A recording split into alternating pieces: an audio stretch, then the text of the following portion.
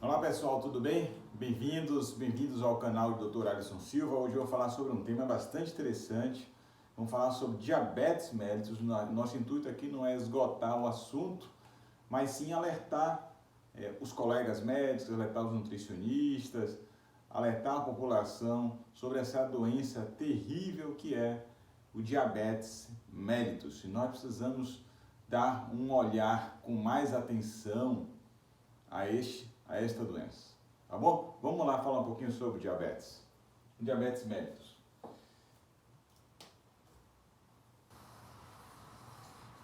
Pessoal, nós podemos dividir basicamente o diabetes em diabetes tipo 1 e no diabetes tipo 2. Existem outros tipos de diabetes, como diabetes gestacional, mas eu vou comentar aqui basicamente sobre o diabetes tipo 1 e o diabetes tipo 2. A maior parte das pessoas que tenham diabetes mellitus, eles têm o diabetes tipo 2, 95% aproximadamente, tá certo? O diabetes tipo 1, em torno de quase 5% das pessoas têm o diabetes tipo 1. Nós vamos comentar um pouquinho sobre o diabetes tipo 1, mas vamos falar mais sobre o diabetes tipo 2. Geralmente o diabético tipo 1, ele acontece em pessoas mais jovens, então em crianças, adolescentes ou adultos jovens, mas ele pode acontecer em qualquer fase da vida.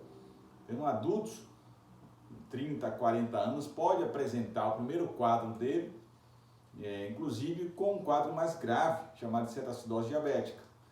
O diabetes tipo 1, geralmente, ele acontece, né, quando o pâncreas, as células que produzem a insulina que controla o açúcar, ele é agredido, são chamadas células beta-pancreáticas. Então, geralmente, essas pessoas têm uma doença autoimune, então anticorpos contra o próprio órgão, células que produzem a insulina, as células beta-pancreáticas. E isso pode ter uma predisposição hereditária, pode ter alguma predisposição ambiental também, isso pode estar associado a algumas viroses, tá certo? Ou até mesmo algum tipo de alimentação que a pessoa possa estar sendo submetida. Então, o diabetes tipo 1 é menos comum, então o pâncreas não consegue mais produzir insulina, se não tem insulina no sangue, o açúcar no sangue começa a subir e essa pessoa vai ficar dependente da insulina, tá certo? Então, diabetes tipo 1 seria mais ou menos essa situação. Mas o que nós vamos focar aqui nesse tema de hoje, diabetes, é mais voltado para o diabetes tipo 2, que a grande maioria dos diabéticos geralmente se desenvolve depois dos 45 anos de idade. Mas aí o que vocês vão chamar a atenção para vocês aqui, que antes dessa pessoa estar diabética, nós temos sinais silenciosos que podem nos alertar para um possível desenvolvimento dessa doença crônica, tá bom? E a nossa ideia aqui no nosso canal é fazer com que as doenças crônicas cheguem o mais tarde possível na nossa vida, ou não cheguem, tá certo? Pessoal, o diabetes, ele acontece, observe aqui, vê se vocês dá para ler, mas eu vou ler assim. Quando o diabetes acontece, quando a glicemia de jejum, o que é a glicemia? É o exame de sangue que a gente faz lá em jejum, geralmente de 8 horas. E aí você faz um teste de glicemia, se cumprir 10 horas, e você faz o teste e o açúcar no sangue seu dá acima de 126. Quando o açúcar no sangue dá acima de 126 em jejum, a gente diz que essa pessoa ela tem diabetes mellitus. Mas se a pessoa faz uma glicemia não em jejum, dosou o açúcar no sangue não em jejum, e ela deu acima de 200, e ela tem sintomas de diabetes, então a pessoa tem muita sede, está urinando muito, a gente chama isso poliúria, polifagia quando come muito, poliúria quando urina muito, tá certo? Tem sintomas do diabetes e ela tem um açúcar alto no sangue em algum momento, é também uma forma de diagnosticar o diabetes. Se a pessoa tem um teste de tolerância à glicose. Ela ingere 75 gramas de glicose e após 2 horas o açúcar dela não baixou, está de 200 para cima, também é uma forma de dar o diagnóstico de diabetes. Muitas vezes o diabético ele tem picos, né? Ele não se comporta o tempo todo com açúcar alto, mas ele tem picos pós-alimentar. Então a glicemia dele não consegue baixar adequadamente. Ou ele tem chamado uma hemoglobina glicada de glicose, hemoglobina, nossa proteína que está dentro das nossas hemácias. Então, não traduz um quadro de açúcar agudo, ou seja, minha hemoglobina glicada não subiu porque eu comi doce ontem, subiu porque eu venho tendo um quadro de açúcar mais alto nos últimos meses, somente nos últimos 3 meses. Então, se a minha hemoglobina glicada der acima de 6,5, também eu tenho um diagnóstico de diabetes. Então, não é difícil dar esse diagnóstico, ele precisa de um médico e precisa de exame laboratorial, tá certo? Precisa de um laboratório. Bom, infelizmente o diabetes é uma doença comum, é uma doença crônica comum e ela causa muitos danos para o nosso organismo, né? Nós podemos sofrer de cegueira, então acomete nossa visão. Os oftalmologistas cuidam muito de pacientes diabéticos que afetam muito a visão, né? Só ataca muito a retina e os pacientes vão perdendo a visão. Acomete muito os rins, então o diabético ele pode sofrer de doença renal crônica, né? Começa a elevar a creatinina, a gente chama de a filtração do rim diminui, começa a subir a creatinina é apenas um exame, né? Que ele não está filtrando, não está eliminando, as coisas do metabolismo que deveriam ser eliminadas não são eliminadas. E começa a subir a creatinina, começa a subir a ureia e outros ácidos no corpo aí que deveriam estar eliminados e começa a ficar retido.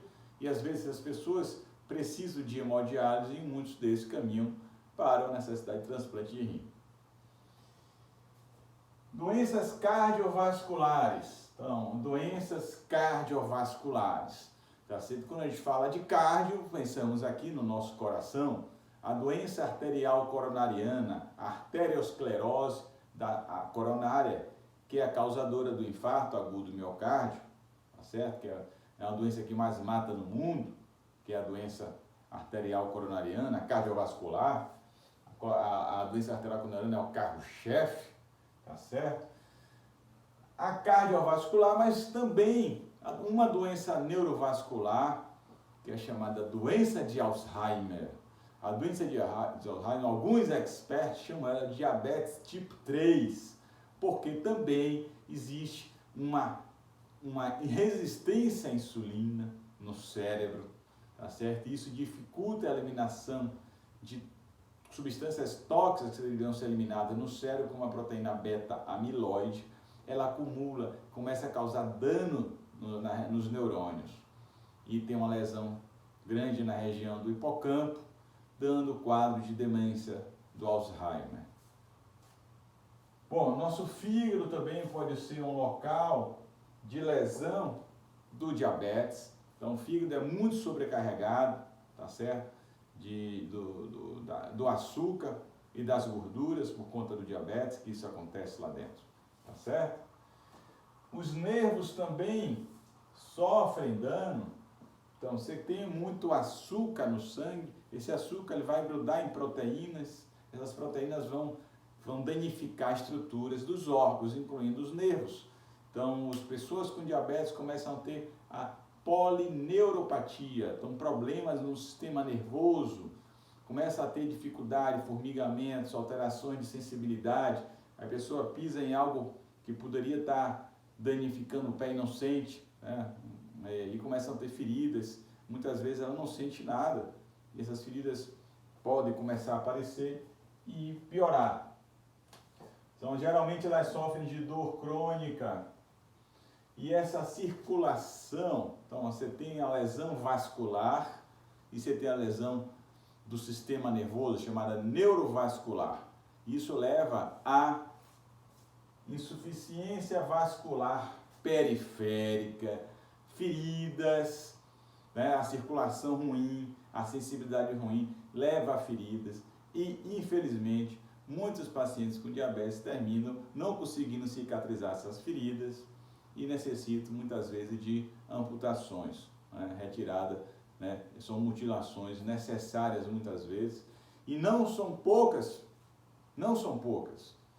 Aqui no Brasil, algo em torno de 11 amputações por hora de membros, tá certo?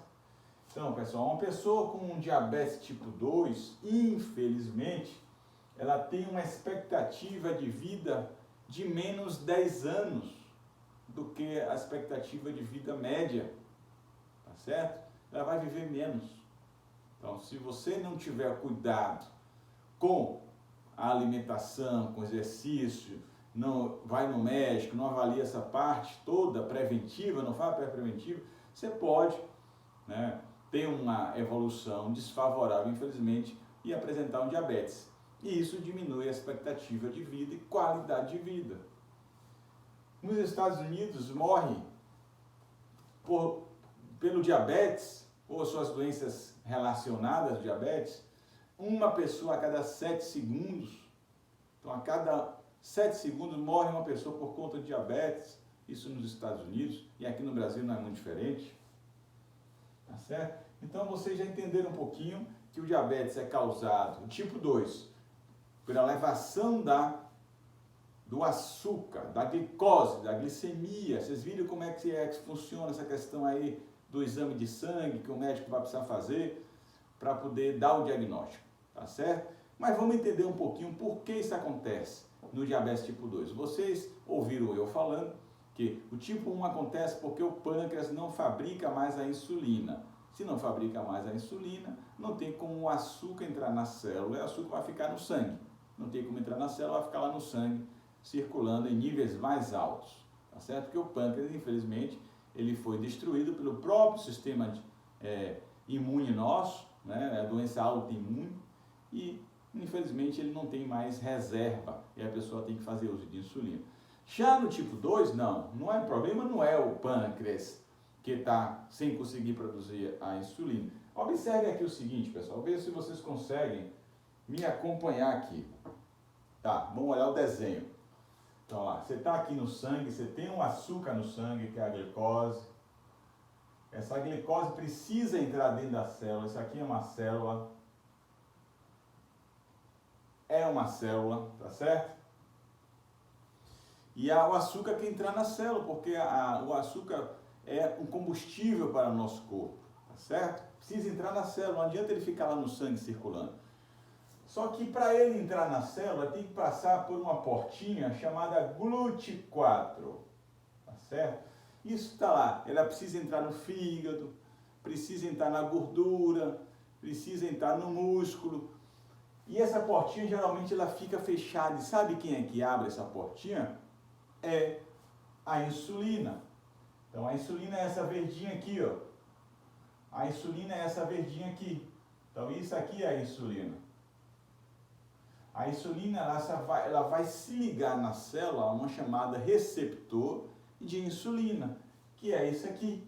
Tá escrito como IR, ele é o receptor da insulina. Então, a insulina vem lá do seu pâncreas, caiu no sangue, circulou e chegou nas células, no receptor. E se tudo está funcionando bem, esse receptor de insulina vai dizer assim, ó, ô GLUT, vai lá abrir a porta para a glicose entrar na célula, tá bom? Tá tudo legal, a insulina me pediu para eu avisar para você que tem glicose lá que quer entrar na célula.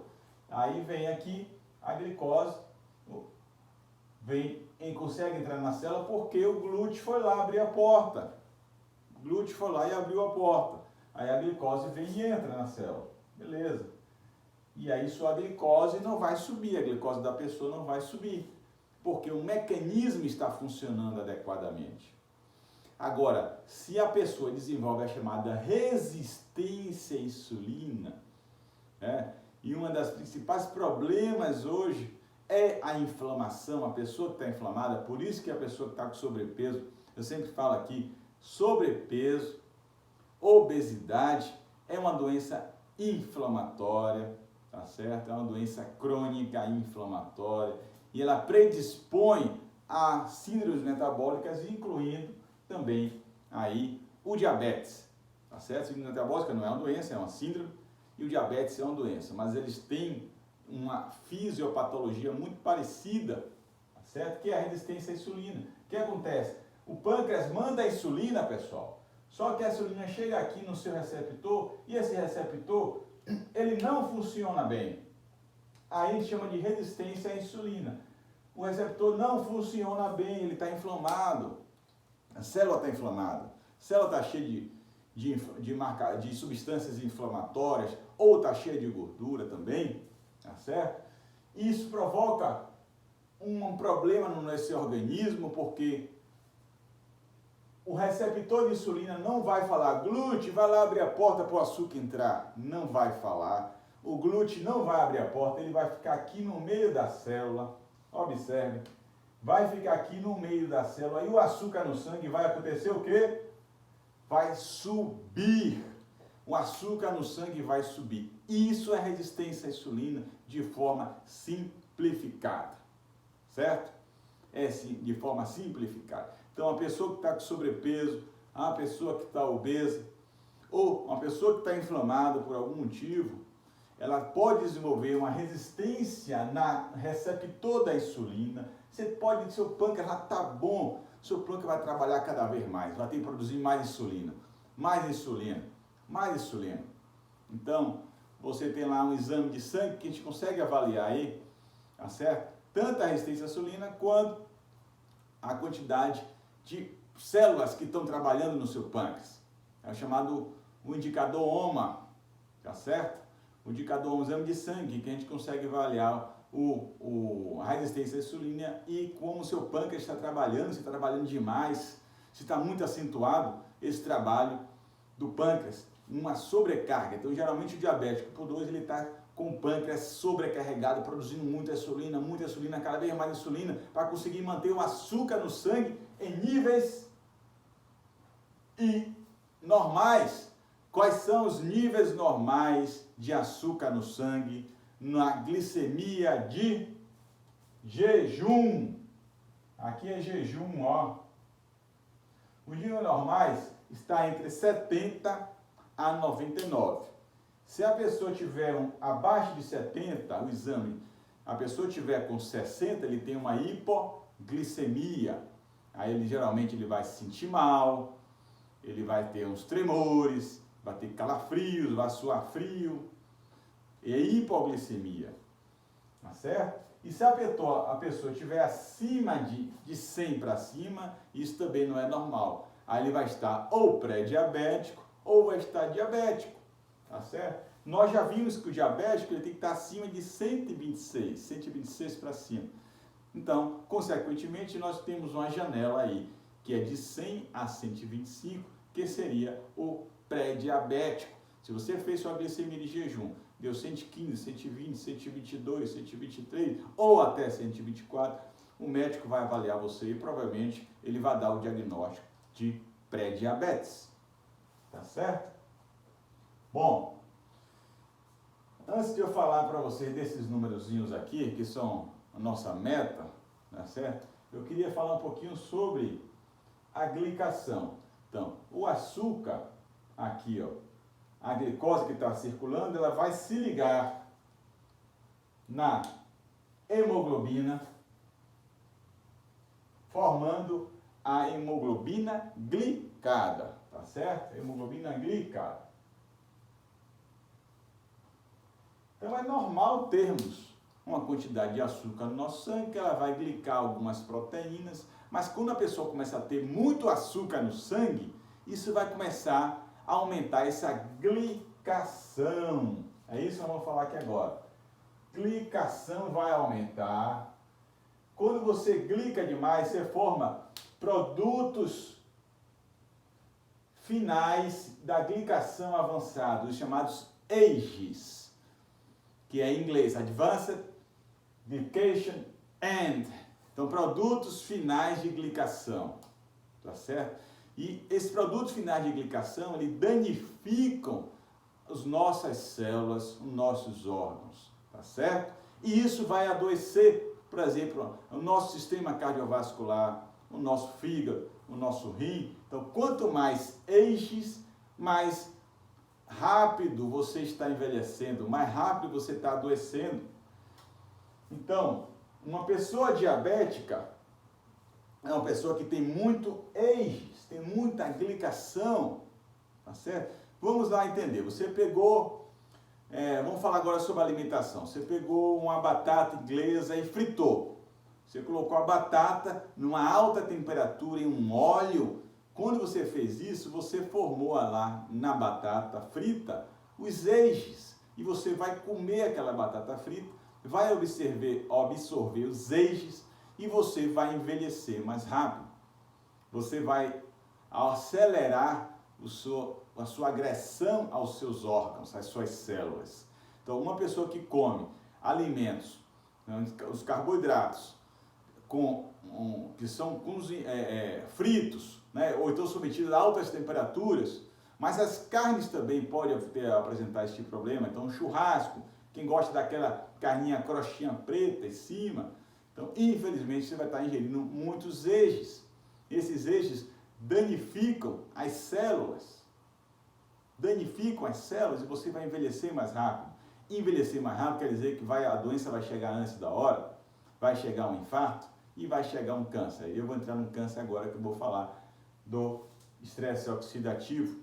Então, uma pessoa diabética, ela está envelhecendo o seu corpo mais rápido, tá certo?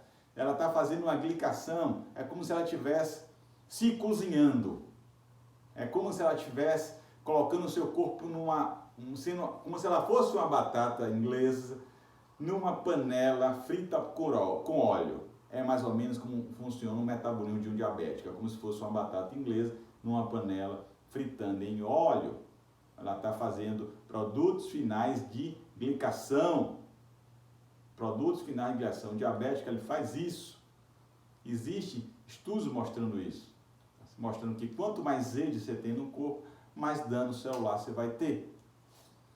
Então vocês já sabem aí o que é a glicação. Tem vídeo meu antigo aí no canal do YouTube, aí, gente. Vão lá assistir. Tem vídeo falando aquilo que eu vou falar aqui agora, sobre o estresse oxidativo, sobre radicais livres. Você que é da área da saúde, aí ó, é bem bacana esse resumo que eu fiz lá, tem algum tempo, esse vídeo sobre radicais livres, sobre, desculpa, antioxidantes, está lá divididos. Os antioxidantes, vamos entrar aqui no estresse oxidativo, se divide em enzimáticos. Nosso corpo tem os próprios antioxidantes enzimáticos, a superoxidase, catalase, o glutatião peroxidase, glutatião redutase. Nós temos os antioxidantes não enzimáticos. Os não enzimáticos, eles se dividem em nutrientes, que é aquele que a gente vai comer, e metabólitos, não enzimáticos metabólicos, tá certo? Então, lá na aula, tá bem bacana, eu explico direitinho, tá no quadro escrito, vocês vão lá revisar isso. Então, o paciente diabético também desenvolve um estresse oxidativo, começa a ter radicais livres em excesso. Radical livre, gente, não é ruim. A diferença entre um remédio e um veneno é a dose. Tudo que é bom pode virar um veneno dependendo da dose. Então, se você tomar uma vitamina C na veia e a depender da dose, pode ser um veneno, mas a dose vai ter que ser muito alta, no caso da vitamina C, tá certo? Tem medicamentos que a dose terapêutica e a dose letal é muito próxima, esses são mais até perigosos, tá certo? Então, todo medicamento ele tem um poder de fazer bem ou fazer mal, depende da dose, depende do metabolismo da pessoa. Às vezes a pessoa tem por exemplo, uma insuficiência renal, ele vai ter que usar uma dose diferente.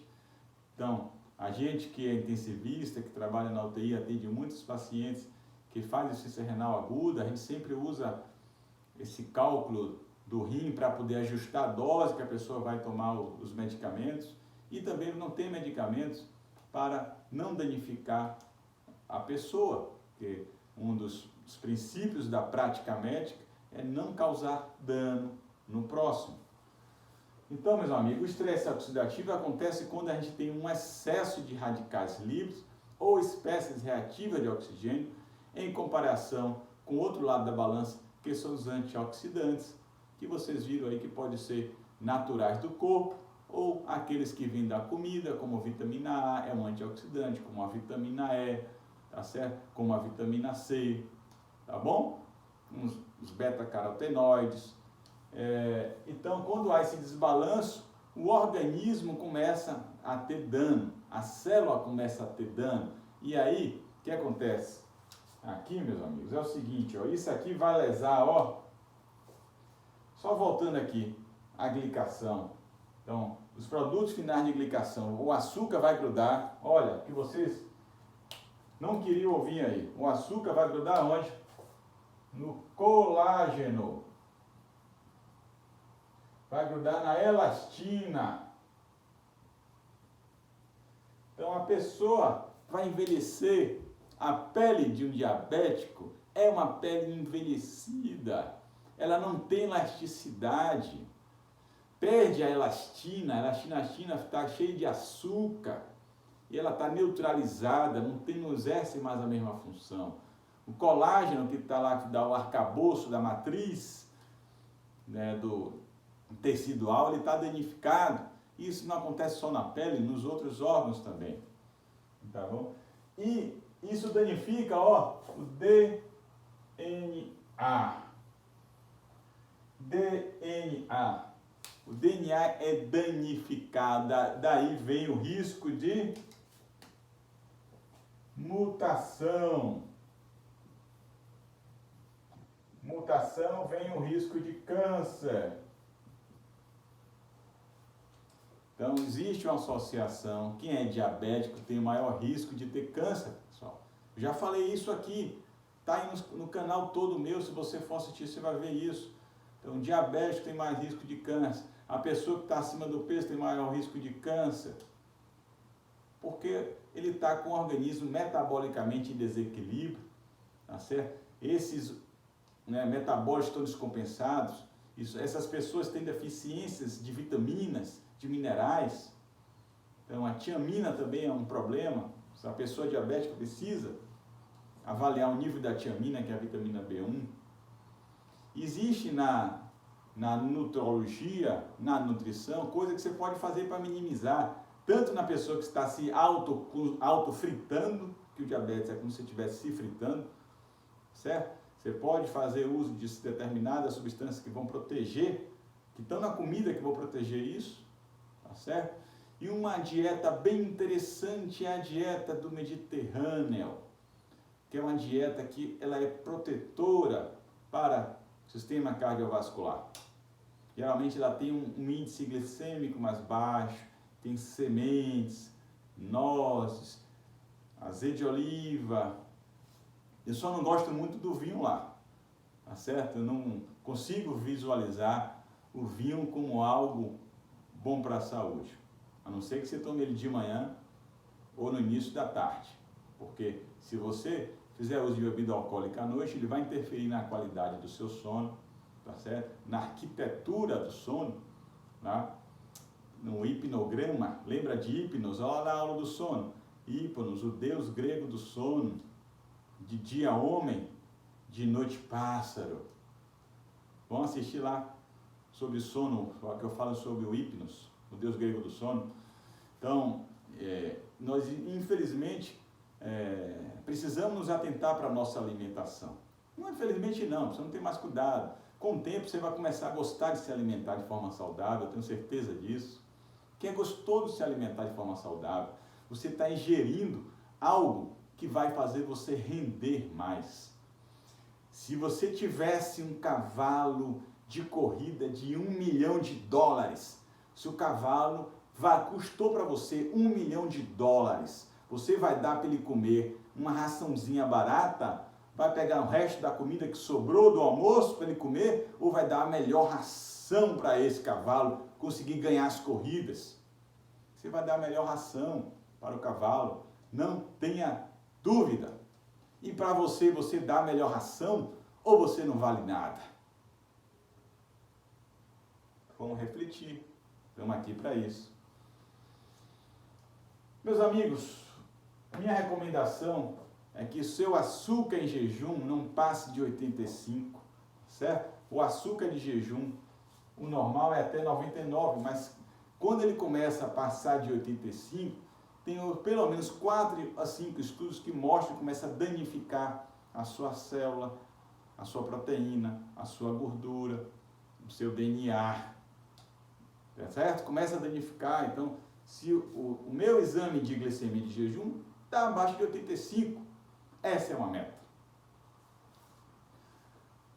A hemoglobina glicada menor que 5 me diz que nos últimos 3 meses o meu açúcar vem tranquilinho, vem baixo, eu não estou comendo e ficando diabético após que eu como. Se eu como um pão, eu como uma tapioca, eu fico diabético ali por uma hora, 2 horas, porque minha comida tem muito carboidrato refinado. Infelizmente, a indústria, né, a era da indústria, né, a revolução industrial que tem uns 200 anos, a primeira revolução industrial tem cerca de 200 anos, pegou a nossa agricultura, que tem lá seus 12, 14 mil anos, e pegou e fez as farinhas, tá certo? De forma industrial. E aí, na hora que você joga a farinha para dentro, seu açúcar sobe. Para lá em cima você fica diabético durante 1 hora, 2 horas. Muitas vezes você não consegue pegar o diabético na glicemia de jejum, você tem que fazer o teste de tolerância à glicose. É lá que você vai pegar o diabético. Tá certo? Vai conseguir saber se está diabético, ou diagnosticar o diabetes se você for o médico que está me ouvindo. Tá bom? Então, e um teste de tolerância à glicose, 2 horas depois, a glicemia tem que dar menor que 125. Tudo isso aqui, maior que isso, apesar de o cara não é diabético, se der 140, um teste de tolerância à glicose 140, 150, o cara não é diabético, mas isso já danifica a célula. Então, como nós estamos querendo aqui ter nosso paciente, né, com mais saúde, com menor risco de adoecer, esta é uma meta que eu indico. Tá bom, meus amigos? Esse é o resumo sobre diabetes. Ficou grande, infelizmente. Eu achei que ia fazer 15 minutos, mas saiu 32 minutos. Se vocês gostarem, curtam aí, tá certo? Ativem o sininho para vocês receberem um aviso quando eu lançar mais vídeos. Compartilhem esse vídeo para outras pessoas, certo? Tenho certeza que você vai ajudar outra pessoa aí que está caminhando para um diabetes, tá certo? Ele vai procurar um médico, vai avaliar. Faça comentário, faça uma pergunta sobre a questão do açúcar, da insulina, da alimentação. Se eu souber, eu vou responder. Se eu não souber, eu vou pesquisar. Hoje em dia, conhecimento está bem difundido. Tá bom? Um abraço para você. Até o próximo vídeo.